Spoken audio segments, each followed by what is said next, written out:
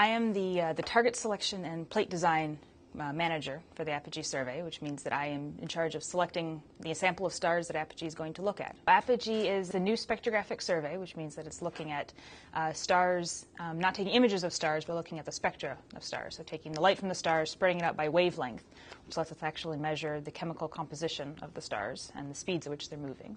Apogee involves scientists and engineers and technicians from 20 or 30 institutions and companies across the world. The principal investigator, the PI of the survey, Steve Majeski, is here. It was designed and built here in the instrumentation lab at UVA.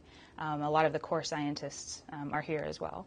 The hope is to understand how our galaxy formed and then how it's changed over time. The Milky Way, because we're so close to it, and this is the only large galaxy that we can actually measure a lot of individual stars in, this is really kind of the primary laboratory for understanding any of that stuff and for calibrating all of our models that we have for how galaxies form in general, how stars form in general, and then on down to stars and solar systems and planets and so on to life. So it kind of goes back to the whole question of where did we come from, how did we get to be, and this is answering that on a very large scale. I've always been really interested in science in general. Being able to ask those questions on such a large scale is just fascinating.